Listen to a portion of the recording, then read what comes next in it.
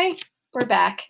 So hopefully you had a chance to explore and do the web quest from the student's point of view, and hopefully that gave you some ideas about how you're going to use this medium.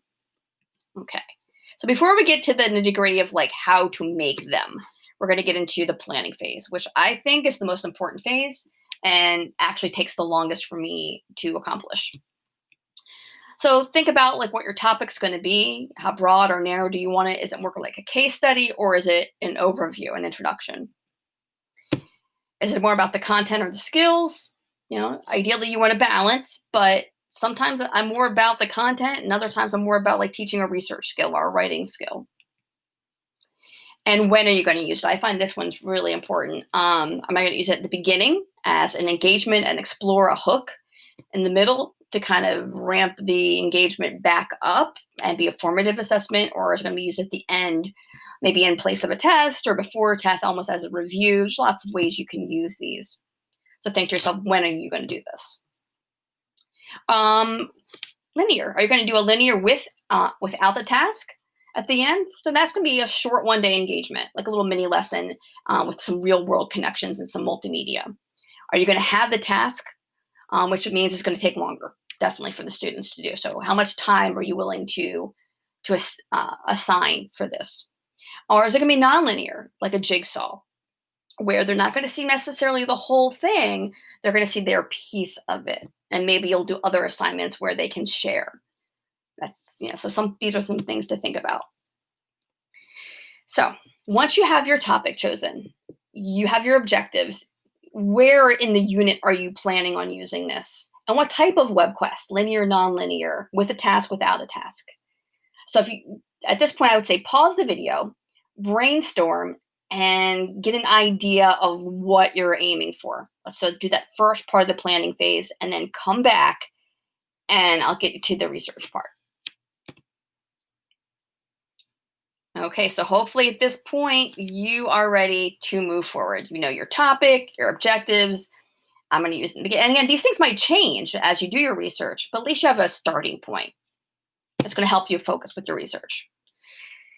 Okay, so when I'm doing my research, I love using videos. But there's some things when I'm researching. Just like the kids, I don't choose that first video necessarily. I look at a lot of videos.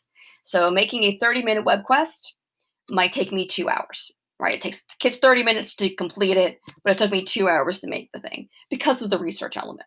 I'm trying to find the perfect video, the video that maybe uses the language I need it to use, the videos that's not too long, not too short, not too confusing. It's at the right level.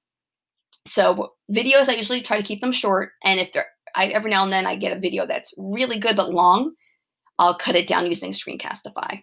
All right, I'll chunk it up. So video is a good thing to use. Images are great to use, right? We're very visual. Many people are very visual learners, not all. So sometimes I'll find an image in my research that I want to use, but I don't want to use the whole thing. Maybe it gives away an answer, or maybe part of it will confuse students, or maybe I just want to focus on one part.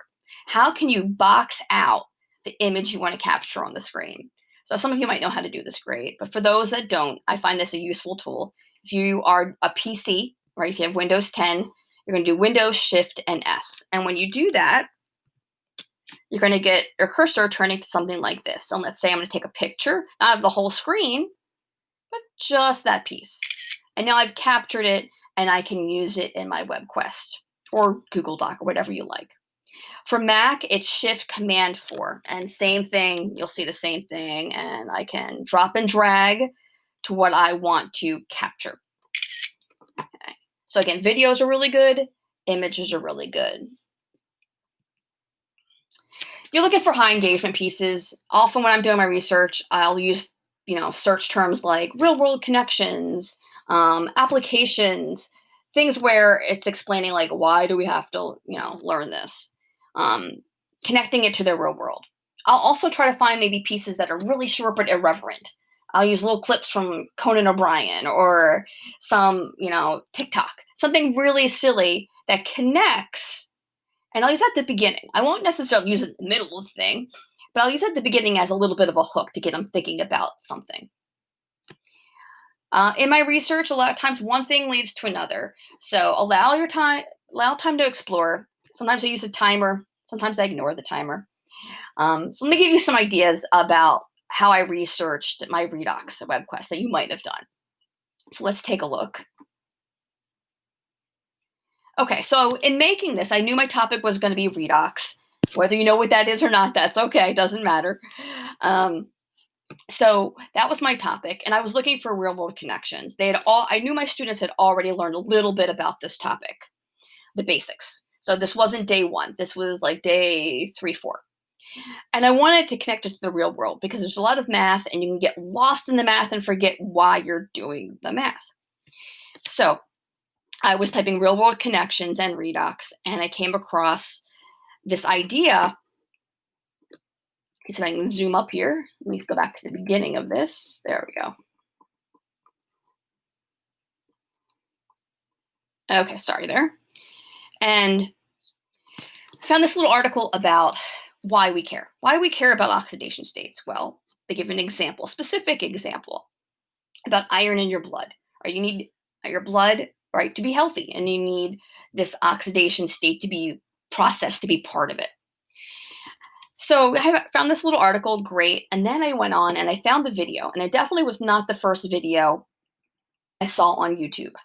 Um, but it was something that was really interesting to me, and this made this great connection to the article I just found. Let me take a look here. So I have the article already here. Let me see if I can. The article is again about iron in the blood being important, and then I found the video on YouTube using totally different search terms at this point, just the importance of iron in the blood, and this story, this little case study in Cambodia of a town where anemia was a problem, and the scientists knew how to fix it, add iron to their diet, and went through a series of trial and error to get the answer. And the answer ends up being a combination of science, really, and culture, where um, iron iron fish are created, and since that symbol is lucky in that culture, they were very willing and happy to use it, and it was able to solve some of the health issues, giving every home this lucky iron fish. So I thought that was really interesting, and sort of again that little bit of a case study, or narrowing in on a personal story. Whenever we can find stories, I think it's a great way to get students to learn. And then from that, they have to go on and learn all the minutia of the math. We're back to the math. We go back to here. So we go back through the math, or learning the math, and they might forget why we're doing this. So at the end, I come back to some more real world examples: redox in your health, highlights in your hair. And then in my research, I came across that redox is important right now with COVID-19. And it actually connected back to that lucky fish video and the importance of iron in the body. So I learned a lot in my research. I do try to make things come back to the beginning. Yeah, maybe you have to teach them, algebraic steps, or important vocabulary terms in the middle of your web quest. Try to make them zoom out at the end and remember why we're doing all this. I always find that's a pretty good strategy. Okay, so research. Again, took me a long time to find these. I had to read quite a few articles to find an excerpt that would work. To find the video that would work, you might have to fix the text. Um, again, you're not going to do this every week, so spend a little time. Make it something that's going to be really that real high engagement, real world connection piece. Okay, so hopefully you have your topic, you have some ideas, you're ready to go do some research. So once your research is done, then you can get into how to make this. I have all my research. So before you get to the how, you want to make sure you have or at least an idea of what articles you want to use, what videos you want to use, images. So I usually do the research before I start making the web quest. And some of that might change as I'm making the web quest. That's okay. Okay, so good luck with your research. Again, you might want to use that timer system. You don't want to spend too much time researching.